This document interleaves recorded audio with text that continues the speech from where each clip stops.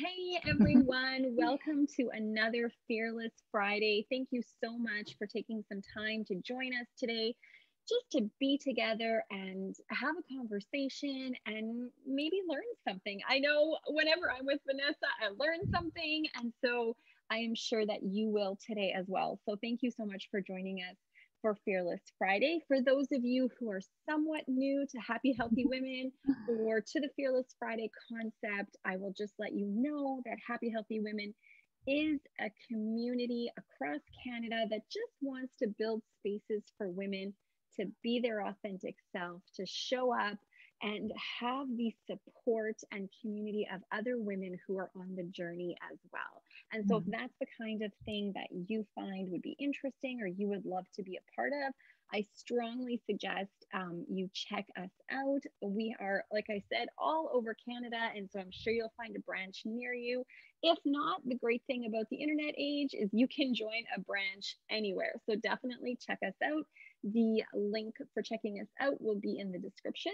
So definitely go there and you can find your way around. If you're new to Fearless Friday, if this is one of the first times you're joining us, this is something we do absolutely every single week. And it's a moment to celebrate and talk about concepts, ideas, thoughts that are meaningful and maybe that we've been challenged with or have had some experience with or have no experience with, but we want to talk about it. Either way, it's an opportunity to come together and pull apart concepts and see what can we learn. And so for those of you who don't know me, my name is Meg Hepner. I am the branch director for South Surrey. And today I am joined by one of my favorite people in the whole entire world, because every time I'm around her, I feel buoyed up. I feel filled up. And so I would love for you guys to, for those of you who haven't had the chance to meet Vanessa Leung, she is with me today. And Vanessa is a certified mindset coach for business owners and for entrepreneurs. Vanessa, thank you for joining me today. Thank you, Meg, for having me. I love these Fearless Friday talks. So it's nice to and really just having conversation with you. I think we were talking about like how we could have just started pressing record way before this. Totally. We jumped on earlier and we've been chatting this Yeah. whole time. And then we're like, oh, we should press record because this is some Yeah. good stuff. I love that. Actually, the truth of the matter is, I was really excited that we had the opportunity to talk today because there's Hmm. something that every single one of us face at some point in our lives. And most of us face it daily if we're going to be really honest. And it's a hard thing to understand how to walk through or how to process. And that is Hmm. just the concept of fear. Every single one of us has something that will cause us to sort of freeze up or to feel that feeling of fear, whether it's a new work assignment, whether it's something with our family, whether it's what's happening in the world right now. But I just feel like fear is such a pervasive thing. And I'm so curious, what are ways that you've experienced fear, and what are ways that you've learned to walk through or manage fear, um, that have been really beneficial to you? Yeah, great question. Thank you for asking it, Meg. Yeah, so I do believe that as long as you have a human brain, you're going to experience fear.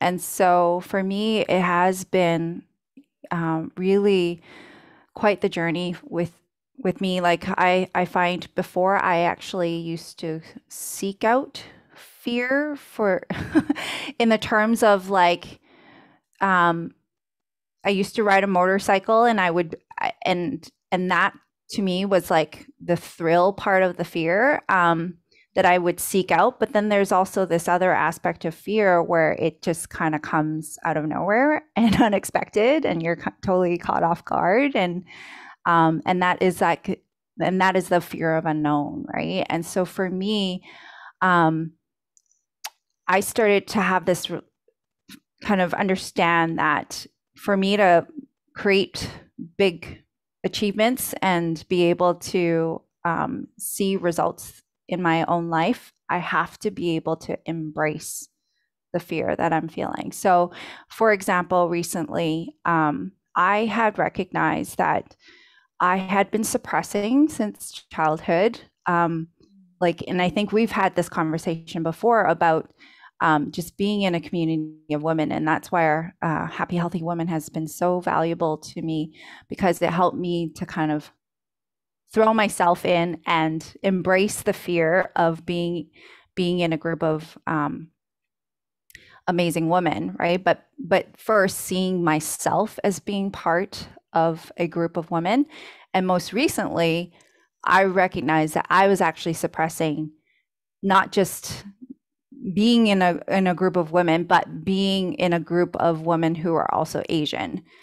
And so that for me was kind of like a little breakthrough where I started to understand that, oh, I had this fear of like being in a group because as a child, I was basically taught that as a Chinese Canadian, you have to kind of work really hard and compete with other Asians to do well in life, right? And so for me, I just kind of said, nope, this is not for me. Like, I refuse to put myself in this position. Like, the fear had just helped me to kind of protect myself. And so what I didn't understood until now, like really subconsciously, I just said, no, I'm going to completely block it out and just ignore it. And so what ended up happening was like, yeah, I would then just put myself into groups of multicultural groups, because then I could see myself as being unique to the group physically. Like, it's just really mind blowing. Like, now kind of looking back at how your brain just automatically, like, it's there to protect you. The nervous system is here to protect you. Like, and when you make these decisions, it happens in the best way possible for you until it doesn't work for you anymore. Because then I started to recognize, hey, wait a second, how come, I have these sisterhoods, but it's like, why is it so I don't have a sisterhood of all Asians, right? And that for me was like, oh, that was fear. And now I'm going to totally receive it. I'm going to allow myself to recognize that this is something that fear had shown up to protect me with. And now I'm choosing deliberately to make a decision to change that, because I want to expand my experience. I want to have more. And this, in order for me to have more, I can't just push away this fear and just ignore it and say like, no, Vanessa, everything's going well. You don't have to create something. You can keep going on with life. But it's like, no, I want to create this experience and have it. And therefore, I'm willing to feel the fear of putting myself in a group now of other Asian women and see what that's like. Yeah. So I find that absolutely fascinating. And let me see if I'm interpreting it properly, what you're saying. There's a fear for you of being in competition with women of your culture. And you were like, I don't want to be in competition with women from an Asian culture. Therefore, I'm going to remove myself from that and just be part of more multicultural things. Yes. That's amazing, because what it's doing is it's protecting you and it's allowing you to be in relationship or to feel, I'm trying to find the right word. Does it allow you to feel a continued connection to your culture without the competition piece? Yeah. To ruin it, so to speak, or like to mar it? I don't know what the right languaging would be. Yeah, well, I think it just kind of like modified it, right? Yeah. So it was kind of like it helped me modify my positioning, because it didn't feel safe for me to allow myself at that time to be in a group of Asian women, and to like, because I did have that experience as a young child, and it was so competitive that like best friends turned into non-best friends, and like it was very, you know, and so it was kind of like, no, no, no, no, I don't want to like continue on like this. So I had made a decision that way, and so I never would put myself in that position again. And so yeah, it was always easier for me to kind of like make sure I was always in a group where there was like it wasn't majority Asians, because then my brain will start to think that I've got to start competing with them, and start to kind of like who's smarter and who's, yeah, like it was just it's something that's so systemic. It's Yeah.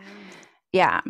I mean, we can talk more about where that comes from, but still, like I, for me, that was the experience, and now I'm like, okay, I'm gonna allow myself to go all in and create a group for me to see what that it is safe, and that it is completely like I'm totally safe here to kind of teach my brain to see a new way.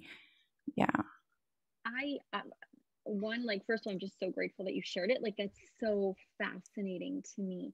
Um, because I understand it, and I think a lot of women, I don't understand it. Obviously, I don't, because I don't have your exact experience, but I can empathize with it because I think a lot of women are that way a bit with each other. That when you walk into a room of other women, which is why I've had people come to Happy Healthy Women events and go, I was really hesitant to come because you know how those women's groups are, right? Where you Yes. walk into a woman's group and you go, oh, this is just a hierarchy kind of a Yeah. thing. This is all of us just putting a mask on saying, look, this is how successful I am. This is how together I have it. And you leave those types of environments more exhausted than filled up. And so in that way, I can relate to that a tiny bit with what you're saying. What's really interesting is I come from a culture that's the exact opposite. My culture is like the only people you should work with and be with and trust and everything is your own people, and everybody else is competition, or whatever. And so it's really Mm-hmm. interesting because my life journey has been to open my heart to everyone, like open, open, open, and let everyone in, because we came from a very persecuted type of culture. And so Yeah. there was this, in like you said, it's very systemic. They don't mean Yes. have this closed off heart full of fear, but they do, because there's hundreds of Yeah. years of abuse, there's hundreds of years of persecution, there's hundreds of years of like literally having everything ripped from them and having to start new, so they just see everybody else as dangerous, which is Yeah. really interesting. And I don't know how much of this is in your work, but like our bodies hold all that history of our Yeah. ancestors who have struggled, and the tendencies that we have are because of them. And so I'm curious, does that work its way into your work at all? And if so, what does that look like healing from that, or just your own personal experience? Yes, definitely. It is, we don't talk about it often enough, but it is very much part of the work. So I do bring that up with my clients, and that is, I mean, even for myself, like this is why I openly allow my body to release, and the way my body releases all of this, yeah, all of this held in fear is through crying. For me, like, you know, I actually it's interesting because my aunt used to actually call me the crybaby of the family, and now I'm like, I'm, yeah, that makes sense. I'm taking ownership of that, because Yeah. like this is my calling, is I am a healer, and so this is where it's like, but that's part of it too. I am healing myself, and I know that as I'm healing generations, I'm healing ancestral um, blocks, and it's actually a really neat experience. Like I mean, I had a fight with my dad the other day, and it was just like I knew that my fight was not just for me; it was for like today's generation of of children. And so it was like, so like, I don't know, to me it was just so rewarding to be able to like release that, and allow myself to cry and really express all of it. And yeah, after that, it's like, okay, I can move on and allow myself to be. Yeah. It's so fascinating that you say that because two things. Once I heard someone say, and I thought, oh, why do we not all celebrate this?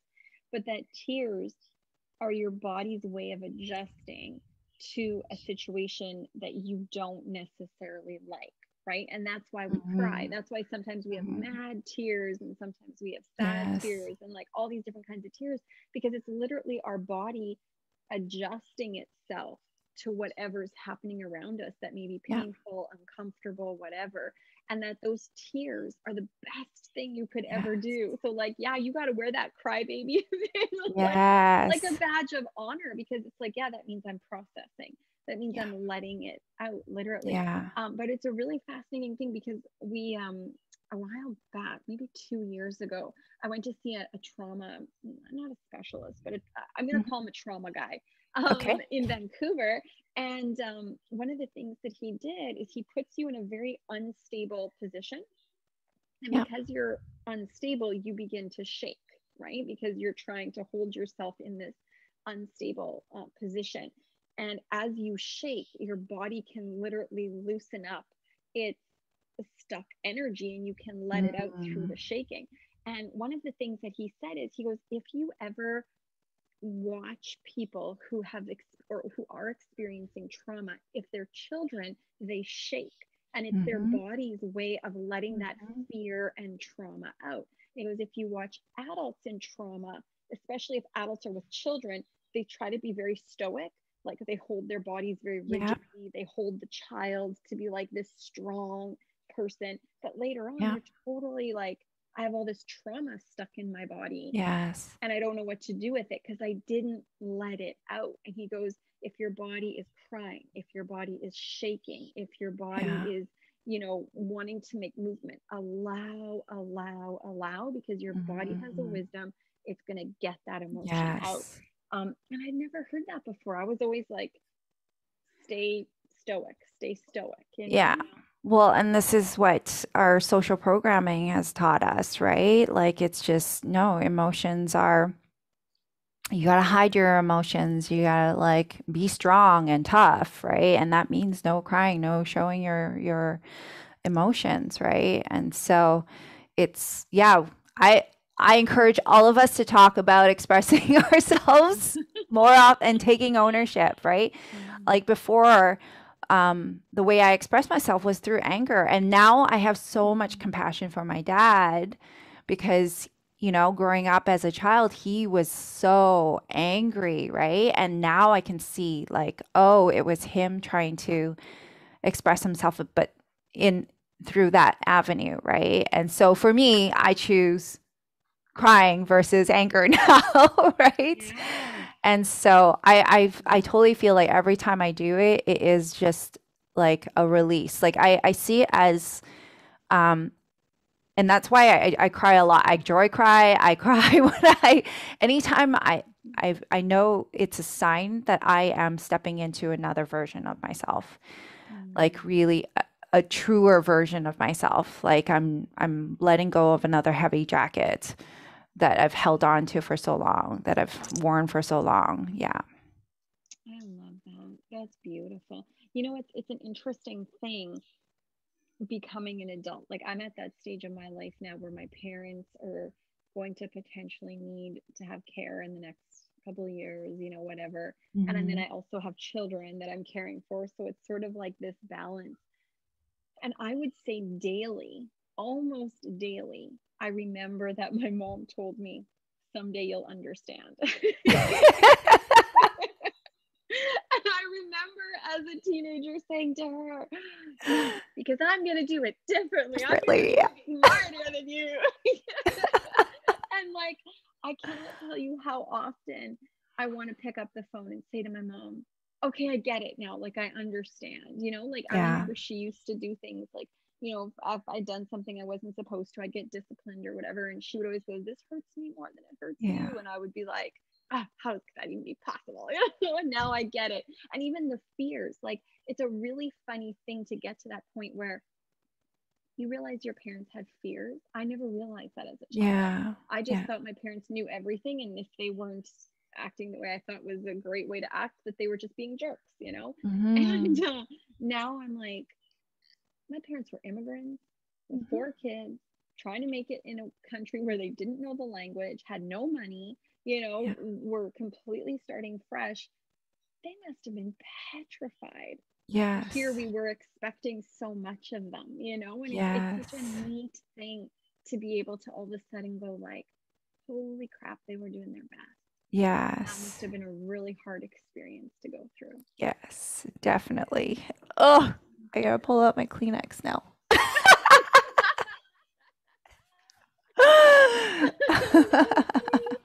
That was funny. So here's a question for you. What do you find is the biggest fear that most people have? Like if you're looking at someone that comes into you, or that comes to you, I was gonna say comes into your office, but someone Mhm. that comes to you and says, okay, I need help, I need to overcome this fear. What's the biggest fear? And then what's the biggest misconception that people have about fear? Yeah, so I would say, okay, the biggest fear is fear of what other people will think of them. Okay. Mm, And even like fear of unknown is another piece, but the fear of unknown is because based on what other people will think mm-hmm, at the end of the mm-hmm, day. Like, so for example, um, like I have a client who basically she had left her old company. She had a partnership with two other people, and she basically said, "Hey, like my values have changed. I want to start up my own thing, right?" And so she was feeling stuck because she was worried about what her previous partners would be thinking about what she's doing now and mm-hmm, whether she'd be copying or whether she, even though she was so certain of herself and what she had to put out to the world, right? And so this is where it's like for her, like just judgment of her fans too. It's like, her followers, for her to leave and start her own thing, like if they're actually going to stay with her or not, and like, oh, what does it mean for me to like kind of ghost out and not, and I haven't been posting on Instagram for a while, and it's like, oh, I don't know, are they going to like really engage with me anymore? Like mm-hmm. it's always like thinking about what other people are going to think and then being influenced um, based on that. And yeah, it's so, well, I think it's a collective human experience because the if we want to go deeper on spiritual aspect, it's the concept of separation, right? Mm-hmm. We in innately we don't want to feel separated, right? And so this is why like our whole journey is to actually see ourselves as one, right? So yeah. Totally, totally. And yeah, like, and if I think about it, it's a very it's a very human fear, right? Yes. And I'm sure I've said this a million times, but like the human baby is one of the only living species that has no evolutionary advantage. There's nothing about a human baby that would help it survive if it was left alone in Yes. the forest, right? Like the human baby will die. And so our only evolutionary advantage is our relationships. Hmm. So if we lose our relationships, it's literally like the fear of death for Hmm. us. And I Yes. think sometimes we don't realize that. And for me, I find myself reminding myself, like, I'm not the vulnerable child anymore. I'm the Hmm. grown adult. And in a world of 8 billion people, there's going to be someone that I'm in community with, even if that means I lose the community that I have for a little Hmm. while.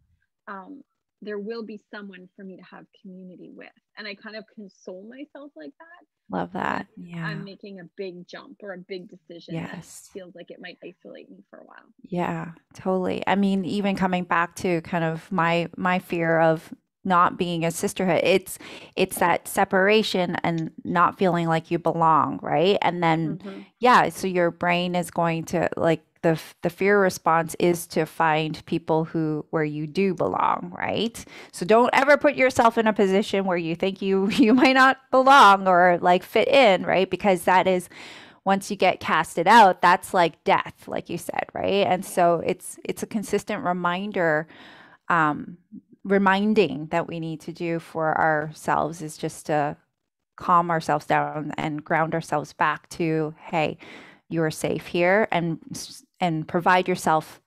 There's a process. Part of the process that I teach is like all about creating sufficiency and safety on purpose, like giving your brain the examples of where you do have community. And it's like going back to my example, as soon as I chose to see myself in a sisterhood with other Asian women, it was like, oh, there's her, there's her, there's her, there's her. And they all came together. And it was just like, oh, I just didn't allow myself to see it. That's all because I had put that block, right? So, yeah. Yeah.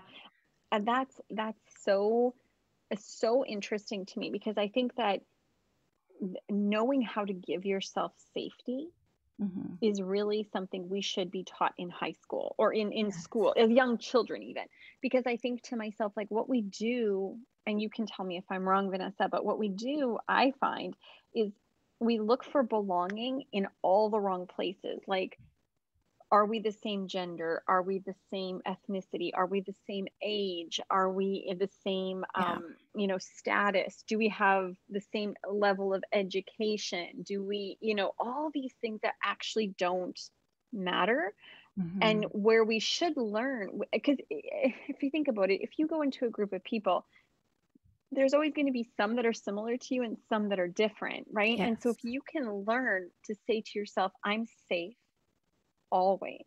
I'm Yes. always safe. I bring myself safety. I have the divine spark in me. I'm always safe. And I'm always connected because Hmm. we are always the same on a human level. If we can start Yes. connecting on the things that matter, we all feel fear. We all need Yeah. love. We all have an array of emotions. We all make up BS in our mind that we Yes. think is true. Like, we Yes. all do all these things. And if we can connect there instead of those superficial things, Right. um, like I think that that would just be so much more beneficial for humanity. Yes, exactly. And if I may add also embracing our uniqueness, that we are all unique. Like there's not Mhm. one of us that are exactly the same. So that's the thing. It's like our system of this world is very there's well, okay, maybe there's a bunch of different systems, but it's based on kind of picking one persona of like this is what works for this one person and yet we're all Mhm. unique and we're all trying to fit ourselves stuff ourselves in this box and it never works and then we wonder, well, what's wrong with me? It's like we start questioning there must be something wrong with me because this isn't working and it's working for a lot of other people, right? And it's just like Mhm. so a lot of like a huge part of my work is to with my clients is to create their own box, create really kind of defining the box that works best for them and really taking ownership that this is what makes them unique and this is what makes them actually thrive and flourish in this world. Yeah. I love that, and I find that that is the beauty and contradictory nature of humanity. We all want to know that we're one, and yet we all want our unique individuality too, right? And so it's almost learning that balance of going like, you and I are the same because we're human, we're the same, we feel Yes. emotions, but we're unique in this is what I love, and this is like tonight I'm watching Survivor with my family, and once they're all in bed I'm going to watch the Real Housewives of Beverly Hills, and nobody else I Yes. know does that. So that's Yes. unique, but Yes. at the same time, we cry when we're in pain, we Yeah. laugh when we feel joy. In those ways we're still the same, and to balance that I think is Yes. is so fascinating, and such a beautiful journey. And I Yeah. love that you walk that journey with people, that's Mhm. something that you say to people, I will join you on that path, and where I can shine light, I will shine light. So tell us, is there a great way to connect with you? If someone's like, I need someone to help me with fear, I need someone that I can talk to about this. Tell us, how do people connect with you? What do you have going on, so that people can dive into your work? Yes. So you can find me on Instagram and on Facebook under at Live Freely Vanessa. That's my handle. And then you can learn more about my work through my website at 8020livingco.com. Yeah. And so I invite you to kind of go through and really navigate. I have a free guide in there that helps you align back to your soul through my website. But really, I invite you just to start a conversation with me on Instagram. Let's get to know each other. Really, I think it's just more about like two human beings getting together and learning more about one another through that avenue. And then I also have a self mastery collective in Facebook, and that is just a beautiful community of people who all want to be a master of who they are, who they truly are. And so I invite you to come and join us in that. And you can just find that under Self Mastery Collective on Facebook. Yeah. I love that. So lots of opportunities Mm-hmm. to reach out and to learn from you and connect. And like you said, just be one human being reaching out to another human being. I love that. And ladies, if you're listening to this and you've enjoyed this conversation, you should totally join us at a Happy Healthy Woman event, because this is the kind of stuff we talk about. This is the kind of stuff that comes up.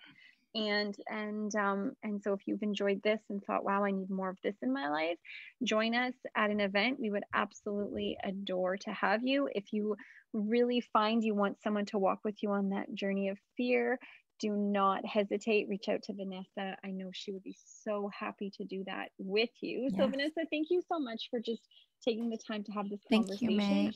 Always learn so much from you. Thank you so much. Everyone else, it was a joy to spend this time together. We will be back next week with another Fearless Friday. Until then, take care. Bye.